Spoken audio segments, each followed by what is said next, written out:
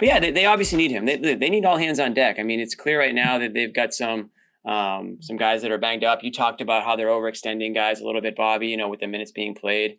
It was tough to have to see Tatum go in there and take those minutes back up.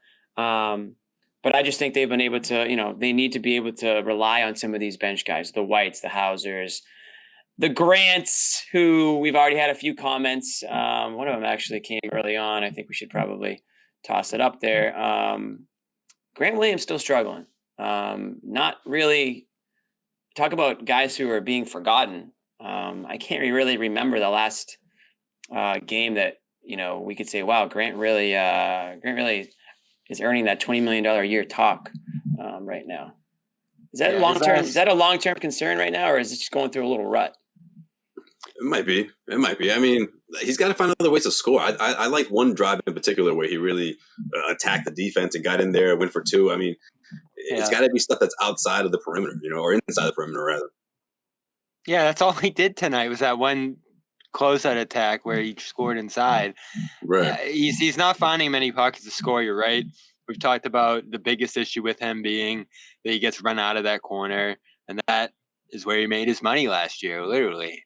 I like a secondary assist he threw in the first half, and then second half he didn't do much of anything. A -11 in this one, a game where you win going away, not all that impressive. So the last game, as you mentioned, Jimmy, that 7-13 against Toronto on January 21st. Since then, 1-3, 3-6, 2-8, 3-6, 2-5, 0-2 in that Phoenix game, and 1-4 tonight. He's super limited offensively right now. And last year, such a huge outlet for Tatum, playing with him a lot. Defensively, I think he even was playing at another level last year. Ever since that hot start through, I'd say, the beginning of December, going into tonight since December 10th, 41% from the field, 37% from three.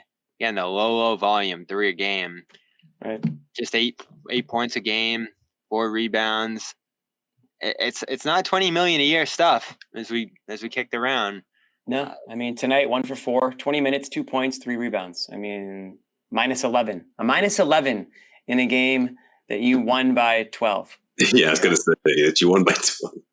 I mean, really, that's about as telling as it can get. And plus and minus is, it's big for bench guys. I know a lot of bench guys, they hang on that plus and minus because they want to come into the game and they want to have positive effects.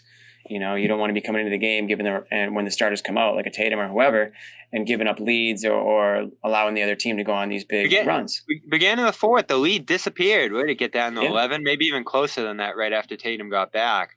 It was single digits. They wanted, I saw Gary Washburn tweet, they wanted Tatum to not have to play in that fourth. The bench just couldn't hold on. It took like 2-3 minutes for Joe Mazzulla to call that timeout and put him back in.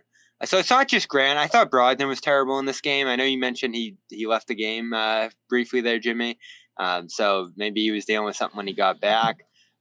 Yeah, I was gonna say, Bobby, geez, cut us some slack. There are people 5 for 10 concerned about him. I mean, 5 for 10, 16 points, 4 assists. Yeah, not a game where you're saying, "Wow, great Brogdon game," but he was the only guy off the bench tonight to give you anything. And I know they are obviously depleted. You've got you've got obviously a couple of bench guys that are in the starting lineup tonight. But I mean, he's really the one guy who was able to do anything.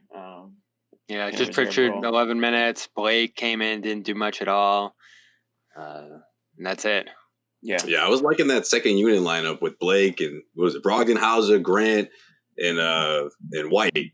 And then Rob came in for Blake. But I like that idea. You know how I feel about getting Blake in there when you can. And I thought this was a good opportunity for that. And I'm glad Mazzulla turned to Blake, and hopefully he does that more often. Not on a regular basis, but in particular matchups like this, even if there's no Horford or Robert playing, he should still get some minutes every so often. I was surprised he didn't start, and the Hauser start worked, so credit to Joe there. But they really want to keep him with the second unit. This is probably why. If you didn't have him with the second unit today, you would have gotten 0 from that group, as you mentioned. So that's exactly it. I mean, really, who are you going to off the bench in a situation like that? So Brogdon is kind of like that steady hand, and That isn't to say that he's not good enough to start. Obviously he is. And, and if I think it would have been between him or White, not, because again, you want to have somebody that can come off the bench in a situation where, Tatum's out or whoever. And right now, like, they just can't depend on a guy like Grant. And, because they are as thin as they are, they have no choice. Now with the trade deadline coming up, I know we're going to get into it a little bit later. But this is Stevens' chance to, do something, maybe bring in some depth, whether it's a big man. I know that's been rumored, whether it's, Kevin Durant, for example, casual, float that name out there. Joking, obviously, but there's definitely some smoke coming out about KD rumors. So I think we're gonna get onto that a little bit later. I think Xanis might join us, or at least he's gonna try to, and I'm sure he'll want to talk about those rumors that are kind of popping up. We're gonna get into a lot of them this week. It's that time of year. This is the silly season, as they call it in the NBA. We had a huge trade. Our old friend Kyrie Irving is already getting silly, Jimmy. Look at that. Is in Dallas, and I know Bobby and John went on yesterday and talked about that for a bit, and you guys can find that over on our YouTube page. I'm sure that was a good conversation, guys. Anything else from this game specifically that stood up before we sort of, because I don't think we can really harp on it for too long. I mean, no Jaylen Brown tonight. Is there anything there, Bobby or Josue, that you guys are is there anything behind that in your eyes, or is that just Jaylen getting a little time off here? I think it's just a little time off, and a great opportunity again to get other guys minutes.